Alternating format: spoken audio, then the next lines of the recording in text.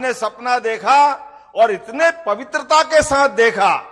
कभी कभी कोई राजा बनते तो एक आध बार दो बार ठीक है, लेकिन राजा की पवित्रता अगर हो तो वो जो विचार धारण करते हैं उस विचार को भगवान भी आशीर्वाद देते हैं। ऐसे छत्रपति जी को प्रणाम करता हूं जिनके कारण से दुनिया में मराठा ताकत का झंडा बुलंद हुआ। पूरे देश में हमारे लिए एक प्रकार से अलौकिक वातावरण बना, जिसके भरोसे से दिल्ली को भी ठिकाने लगाया, देश के दुश्मनों को भी ठिकाने लगाया। और आज महाकाल महाराज की जयकार करते तो सिंधिया महाराज, अहिल्या माता की जयकार करते तो ओंकार महाराज। अरे कौन सा स्थान छोड़ा, विश्वनाथ के बाबा धाम में भी भगवान बनारस में मुस्कुरा रहे हैं, तो इस महाराष्ट्र की बेटी अहिल्या बाई के कारण मुस्कुरा रहे हैं। हमें इस बात का आनंद है। महाराष्ट्र के वीर, महाराष्ट्र की वीरांगनाएं, इनका अतीत का गौरवशाली इतिहास इतना गौरवशाली है। आज के इस दौर में भी इसी बात की आवश्यकता है, जिस बात को लेकर यह चुनाव हो रहा है। मैं आज जब बात करूंगा यहां पर, तो अहिल्या माता ने अपने साम्राज्य से आगे बढ़ते हुए पहली बार सिरपुर तालिका इसी अहिल्यापुर में है, पहला कुआं जनता के हित के लिए बनाया, तो यहां महाराष्ट्र की धरती पर आकर के उनने आशीर्वाद दिया। और केवल यहां नहीं, पूरे देश के अंदर राज्य क्या होता है, साम्राज्य क्या होता है, ये तो छोटी बात है। मैं अपने मकान में मेरे बाल बच्चों का आनंद से ध्यान रख लूं तो ये हो सकता है मेरा गृहस्थ धर्म का पालन करना हुआ। मेरे बाल बच्चों को भूख प्यास लगे, उनकी चिंता मैं कर लूं, ये मेरा अपना जवाबदारी वाला गृहस्थ धर्म हो सकता है। लेकिन मेरे माध्यम से समूचे समाज में मानवता की सेवा की मिसाल बने, ये सच्चे अर्थ में मानवता होती है और यह सनातन धर्म होता है। हमें इस बात का गर्व है। हमने किसी का कुछ नहीं बिगाड़ा। हमारा अपना सनातन धर्म सबकी जय जयकार करता है, सबको लेके चलने की भावना करता है। लेकिन ये स्वार्थी जितने भी घमंडिया गठबंधन के लोग हैं, इनके मन में ठूस ठूस के भरा है, किसी का अपमान मत करो करो, लेकिन सनातन धर्म को जरूर गाली बको। ये चुनाव एक तरह से धर्म युद्ध है। हम और आपके बीच हमारे देवी देवताओं के मान सम्मान के लिए महाकाल महाराज में आज आनंद के साथ मुझे इस बात का गर्व है, 2022 में बाबा महाकाल का महालोक का आप जरा जाके तो देखो कितना आनंद आया। जो शिवाजी महाराज ने तुल्य भवानी का आनंद किया था, जो अहिल्या माता ने हमारे तमाम देवस्थान के समय में उनके रहते रहते जो आनंद बरसाया था, आज यशस्वी प्रधानमंत्री के नेतृत्व में क्या उज्जैन, क्या बनारस, क्या हमारे केदारनाथ, गंगोत्री, जमुनोत्री, सारे धाम जगमगा रहे हैं। इस आनंद का एहसास हमको हो रहा है। जब हम अपने इस आनंद की बात करते तो ये हमारे विरोधी, इनके अप्पू पप्पू चप्पू पता नहीं क्या बात सोचते, बोले ये धर्म की राजनीति कर रहे हैं। अरे बताओ, 500 साल बाद भगवान राम अगर अयोध्या में मुस्कुरा रहे हैं तो बोला जय जय श्री राम। अयोध्या में भगवान श्री राम सुप्रीम कोर्ट के निर्णय के बाद इनने तो जितने अड़ंगे लगा सकते सारे अड़ंगे लगाए, जो जो हो सकता वो सब करा।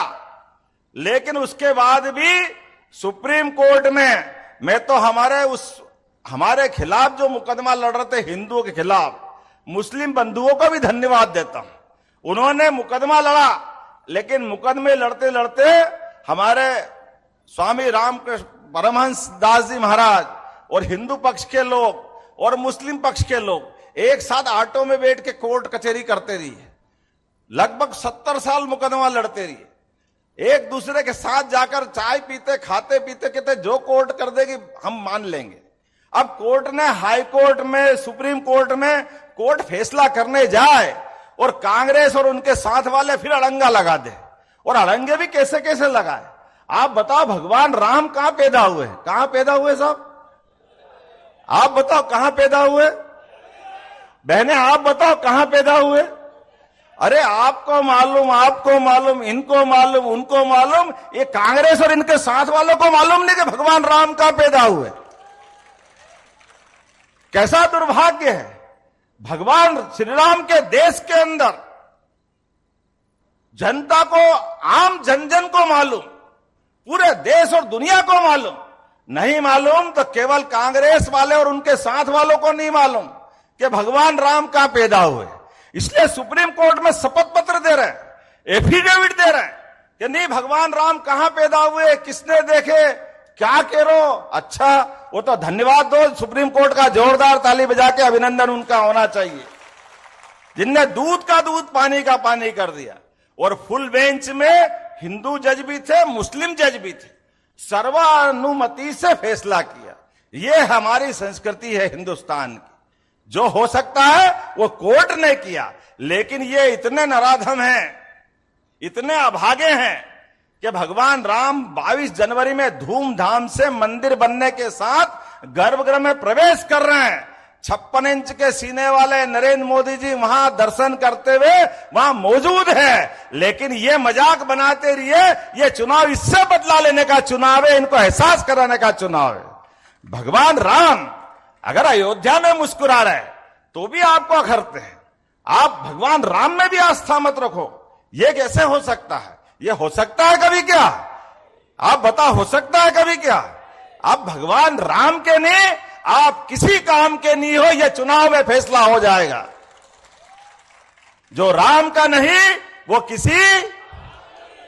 अब पूरे प्रदेश से आवाज आ रही है, अब इनको लग रहा है इनकी जमीन खसक रही है, तो रोज चिल्लाने लगे धर्म की बात करो, धर्म की बात मत करो।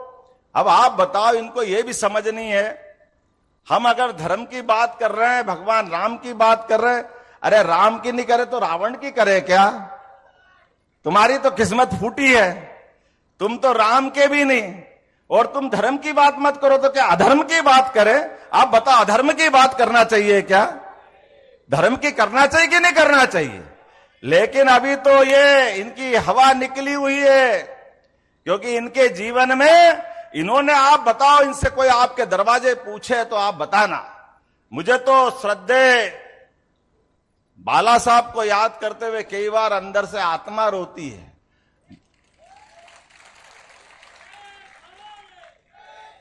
बाला साहब ने 2019 के पहले और उनके साथ के समय लंबे काल में सदैव हमको सनातन धर्म की जय होने की बात कही है।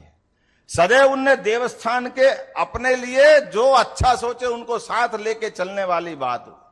लेकिन बड़े दुर्भाग्य के साथ कहना पड़ रहा है, वो हमारा जनादेश मिला था साथ में, और भाई साहब भाग गए बीच में, बाय बाय टाटा, खाली वोट के लिए। और मिले भी किससे? मैं तो बाला साहब को देखता हूं, उनकी आत्मा रोती होगी, ये किनके साथ चले गए,